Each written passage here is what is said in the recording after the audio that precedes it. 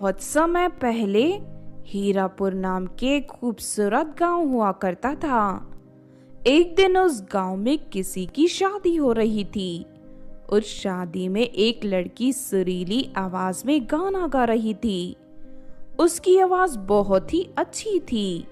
सभी मेहमान उसके गाने की तारीफ कर रहे थे। लेकिन तभी अचानक एक चुड़ैल वहां आ जाती है। चुड़ैल को देख सभी लोग घबरा के इधर उधर भागने लगते हैं। तभी वो चुड़ैल एक बड़ी सी कैंची निकालकर गाना गाने वाली लड़की की जुबान काटकर अपने साथ ले जाती है। वो लड़की दर्द से तड़पने लगती है। फिर सभी गांव वाले उस लड़की को अस्पताल ले जाते हैं। इस तरह कुछ दिन बीत जाते हैं। फिर एक दिन 4 सहेलियां बैठकर अंताक्षरी खेल रही थी और वो सभी लड़कियां जोर जोर से गाना गा रही थी। तभी अचानक उनके घर का दरवाजा टूटकर बिखर जाता है और वहां डरावनी चुड़ैल उनके घर में दाखिल हो जाती है। उसे देख सभी लड़कियां डर से कांपने लगती हैं। अरे यह चुड़ैल हमारे घर में कैसे आ गई? अरे ये तो वही चुड़ैल है जिसने उस दिन शादी में गाना गाने वाली लड़की की जुबान काटी थी। हाँ, मैं वही चुड़ैल हूँ और आज मैं तुम चारों की जुबान काटने आई हूँ। हमने तुम्हारा क्या बिगाड़ा है? तुम हमारी जुबान क्यों काटना चाहती हो? क्योंकि मुझे गाना गाने वालों से सख्त नफरत है। मैं जब भी किसी को गाना गाते हुए देखती हूँ तो मुझे गुस्से से मेरा दिमाग फट जाता है और मैं उसकी जुबान काटकर अपने घर ले जाती हूँ। ऐसा करने से मुझे सुकून मिलता है, सुकून। अरे नहीं, इस चुड़ैल की बातें तो बहुत ही डरावनी है। चलो यहाँ से भागो वरना ये हम चारों की जुबान काट लेगी। इससे पहले कि वो चारों लड़कियां वहाँ से भाग पाती, चुड़ैल उन चारों को पकड़ लेती है और उन्हें रस्सियों से बांध देती है। मुझसे बचकर तुम सब कहीं नहीं जा सकती। इतना कहकर चुड़ैल अपनी कैंची निकाल लेती है और एक एक कर चारों लड़कियों की जुबान काटकर अपने साथ ले जाती है। फिर अगले दिन ये बात पूरे गांव में फैल जाती है और सभी लोग बुरी तरह घबरा जाते हैं। इस तरह घबराने से काम नहीं चलेगा। हमें किसी भी तरह चुड़ैल का अंत करना होगा, वरना वो गांव के सभी लोगों की जुबान काटकर उन्हें बेजुबान कर देगी। शांति चुड़ैल से लड़ना इतना आसान नहीं है। वो बहुत ही खतरनाक चुड़ैल है। अगर हम उसके सामने भी गए तो वो हमारी जान ले लेगी। आखिर इस गांव में किसकी हिम्मत है जो चुड़ैल का मुकाबला कर सके? देखो, मैंने थोड़ा बहुत जादू सीखा है और मैं उसी के दम पर चुड़ैल का सामना करने जा रही हूँ। अगर तुम लोगों को मेरे साथ आना है तो आ सकती हो। शांति की हिम्मत देख सभी गांव वालों में भी हिम्मत आ जाती है और वो सभी शांति के साथ चुड़ैल का मुकाबला करने के लिए तैयार हो जाते हैं। उसके बाद सभी लोग अपने हाथों में जलती हुई मशाल और डंडे लेकर चुड़ैल की तलाश करने जंगल की ओर निकल पड़ते हैं। लेकिन काफी देर भटकने के बाद भी उन्हें चुड़ैल का कोई सुराग नहीं मिलता। अरे हम लोग इतनी देर से जंगल में भटक रहे हैं लेकिन अभी तक वो चुड़ैल हमें कहीं नहीं मिली।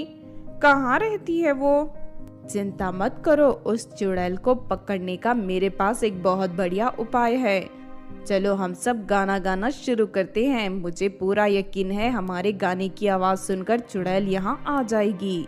शांति की बात सभी लोगों को पसंद आती है और वो सभी लोग गाना गाना शुरू कर देते हैं। गाने की आवाज सुनकर चुड़ैल फौरन उन सभी लोगों के सामने प्रकट हो जाती है।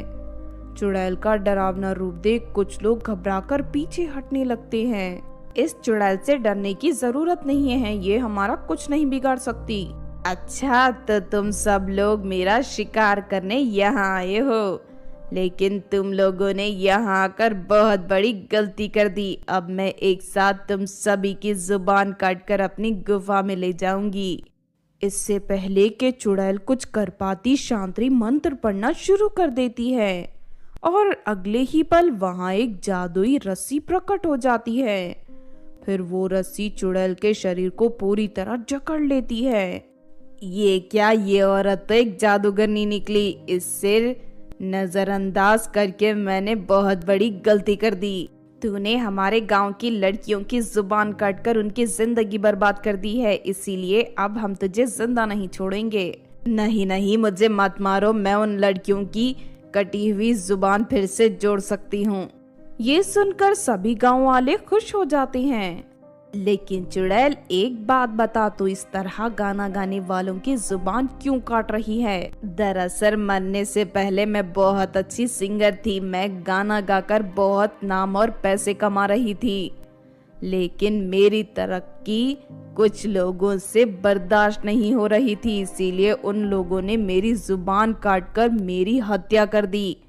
तब से मैं चुड़ैल बनकर भटक रही हूँ और जब भी किसी को गाना गाते हुए सुनती हूँ तो मैं गुस्से से तिलमिला जाती हूँ। तेरे साथ तो बहुत बुरा हुआ, इस बात का मुझे अफसोस है। देखो, तुम मुझे छोड़ दो, मैं तुमसे वादा करती हूँ कि आज के बाद मैं कभी किसी की जुबान नहीं काटूंगी। ठीक है, मैं तुझे एक मौका देती हूँ, लेकिन पहले उन लड़कियों की कटी हुई जुबान वापस जोड़ दे।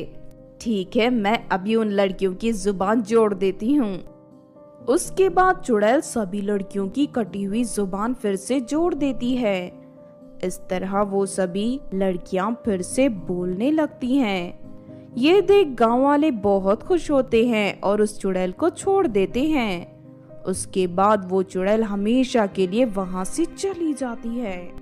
एक बार की बात है, शिकारापुर नाम के गांव में सुधा नाम की एक लड़की रहती थी। वो गांव में एक ब्यूटी पार्लर चलाती थी। सुधा मेकअप करने में एक्सपर्ट थी, इसीलिए दूर दूर से लड़कियां उसके पास मेकअप करवाने आया करती थी। सुधा का पार्लर बहुत अच्छा चल रहा था और वो रोज ढेर सारे पैसे कमा रही थी। लेकिन फिर एक रात अचानक गांव में तेज भूकंप आता है और सुधा का पार्लर पूरी तरह टूटकर जमीन में समा जाता है।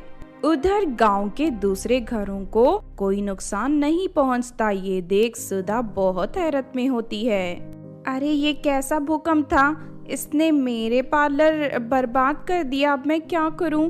मेरी सारी जमा पूंजी पार्लर के साथ साथ जमीन में समा गई। इस तरह एक ही झटके में सुधा पूरी तरह बर्बाद हो जाती है। फिर अगले दिन सुधा नया पार्लर खोलने के लिए अपनी सहेलियों से पैसों की मदद मांगती है। सुधा की सभी सहेलियां उसकी तरक्की से बहुत जलती थी, इसीलिए वो सभी उससे पैसे देने से इनकार कर देती हैं। किसी ने सच ही कहा है कि बुरे वक्त में ही अपनों की पहचान होती है। कल तक मेरी सहेलियां मेरे पीछे घूमती थी, लेकिन आज मेरे कंगाल होते ही ये सब मुझसे अपना पल्ला झाड़ रही हैं। खैर कोई बात नहीं, मैं शहर जाकर किसी पार्लर में नौकरी कर लूंगी। फिर अगले दिन सुधा शहर की ओर निकल जाती है। जंगल के रास्ते गुजरते समय सुधा बहुत थक जाती है और उसे भूख भी लगी थी, लेकिन उसके पास खाने का कोई सामान नहीं था। इसीलिए सुधा जंगल में फलों की तलाश करने लगती है, लेकिन उसे कोई फल नहीं मिलता। दूसरी तरफ सुधा को पानी पीने का भी कोई जरिया दिखाई नहीं देता। फिर आखिरकार भूख और प्यास से बेहाल सुधा बेहोश होकर जमीन पर गिर जाती है। जब सुधा की आंख खुलती है तो वो अपने आप को एक चुड़ैल के सामने पाती है। चुड़ैल को देखते ही सुधा घबराकर चिल्ला उठती है। नहीं नहीं, भगवान के लिए मुझे कुछ मत करना, चुड़ैल जी छोड़ दीजिए मुझे।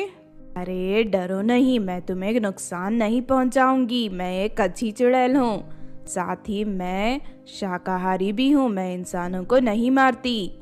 तुम मुझे जंगल में बेहोश पड़ी मिली थी, तुम्हें देखते ही मुझे मेरी बेटी की याद आ गई। कई सालों पहले एक दुष्ट तांत्रिक ने उसकी जान ले ली थी। तब से मैं बिल्कुल अकेली पड़ गई हूँ। वैसे अगर तुम चाहो तो मैं तुम्हारे साथ रहना चाहती हूँ। मैं हमेशा तुम्हें अपनी बेटी की तरह प्यार करूंगी। चुड़ैल की मीठी बातें सुनकर सुधा को उस पर यकीन हो जाता है और वो चुड़ैल के साथ रहने के लिए तैयार हो जाती है। उसके बाद चुड़ैल सुधा को लेकर एक नदी के किनारे पहुंच जाती है। फिर वो चुड़ैल नदी के अंदर छलांग लगा देती है और पानी के अंदर से ढेर सारे सोने के सिक्के निकाल कर बाहर ले आती है। इन सोने के सिक्कों की मदद से अब तुम पूरी जिंदगी ऐशो आराम से जी सकती हो। उसके बाद सुधा चुड़ैल के दिए हुए सोने के सिक्के बेचकर ढेर सारे पैसे इकट्ठे कर लेती है और चुड़ैल को लेकर अपने गांव चली जाती है। अगर गांव वालों ने आपको इस रूप में देख लिया तो वो सभी डर जाएंगी, लेकिन मैं क्या करूं, मेरे पास कोई जादुई शक्ति नहीं है, मैं अपना रूप नहीं बदल सकती। आप चिंता मत करो, मेरे पास एक बहुत बढ़िया उपाय है। उसके बाद सुधा अपने मेकअप का हुनर दिखाते हुए चुड़ैल को एक सुंदर औरत के रूप में बदल देती है। अपने आप को आईने में देख चुड़ैल हैरत में पड़ जाती है। अरे वाह बेटी, तुमने तो कमाल कर दिया, मैं तो कभी सोच भी नहीं सकती थी कि मैं इतनी सुंदर भी लग सकती हूँ। हाँ, ये सब मेरे मेकअप का कमाल है। आज से तुम मेरी खूबसूरत चुड़ैल माँ हो। अब तुम्हें कोई नहीं पहचानेगा। मैं रोज सुबह इसी तरह तुम्हारा मेकअप कर दिया करूँगी। उसके बाद सुधा गांव में एक बहुत शानदार घर और ब्यूटी पार्लर कर लेती है। अब सुधा के पास किसी चीज की कमी नहीं थी। वो अपनी चुड़ैल माँ के साथ हंसी खुशी गांव में रहने लगी। लेकिन फिर एक रात अचानक नैना नाम की एक लड़की सुधा की चुड़ैल माँ को उसके असली रूप में देख लेती है और गांव में जाकर सभी लोगों को इस बारे में बता देती है। चुड़ैल के बारे में जानकर सभी लोग गुस्सा हो जाते हैं और चुड़ैल को मारने के लिए सुधा के घर पहुंच जाते हैं। क्यों री सुधा की बच्ची, हम तो तुझे बहुत नेक समझते थे, लेकिन तूने अपने घर में एक चुड़ैल को पनाह दी रखी है। लगता है तू चुड़ैल के साथ मिलकर सभी गांव वालों को जान से मारना चाहती है। नहीं नहीं, तुम्हें कोई गलतफहमी हो रही है। मेरी चुड़ैल माँ बहुत अच्छी है, वो कभी किसी को नुकसान नहीं पहुँचाएगी। चुड़ैलें बहुत दुष्ट होती हैं और वो हमेशा बुराई के रास्ते पर ही चलती हैं। तुम हमें बेवकूफ नहीं बना सकती। आखिर हम तुम्हारी बात का यकीन कैसे करें? देखो, मेरी चुड़ैल माँ ने ही मुझे इतनी सारी दौलत देकर मेरी जिंदगी बदली है। इससे बड़ा सबूत और क्या दूं? अगर ऐसी बात है तो तू अपनी चुड़ैल माँ से बोल के वो हम सबकी गरीबी दूर कर दे। अब हम तेरी बात का यकीन तभी करेंगे। हाँ, मैं तुम लोगों की गरीबी दूर कर सकती हूँ। ठहरो, मैं अभी थोड़ी देर में वापस आती हूँ। उसके बाद चुड़ैल सुधा को लेकर जंगल की नदी में पहुँच जाती है और पानी के अंदर से ढेर सारे सोने के सिक्के बाहर निकाल कर ले आती है। फिर गांव लौटकर सुधा वो सोने के सिक्के गांव वालों में बांट देती है। ये देख सभी गांव वाले बहुत खुश होते हैं और सुधा की बात पर यकीन करके चुड़ैल को गांव में रहने देते हैं। इस तरह सब कुछ ठीक हो जाता है और उस दिन के बाद से चुड़ैल गांव के सभी लोगों के साथ मिलजुल कर रहने लगती है। तो आपने देखा दोस्तों, खूबसूरत चुड़ैल माँ की कहानी। इस कहानी से हमें ये सीख मिलती है कि दूसरों के साथ की गई अच्छाई कभी बेकार नहीं जाती। एक ना एक दिन हमें उसका फल जरूर मिलता है। इसीलिए हमें हमेशा लोगों के साथ मिलजुल कर रहना चाहिए। अगर ये कहानी आपको अच्छी लगी हो तो ज़रूर लाइक करें और हमारे चैनल छोटू टीवी को सब्सक्राइब भी कर लें। और हाँ दोस्तों, हमें कमेंट करके ज़रूर बताना कि आपको कहानी कैसी लगी।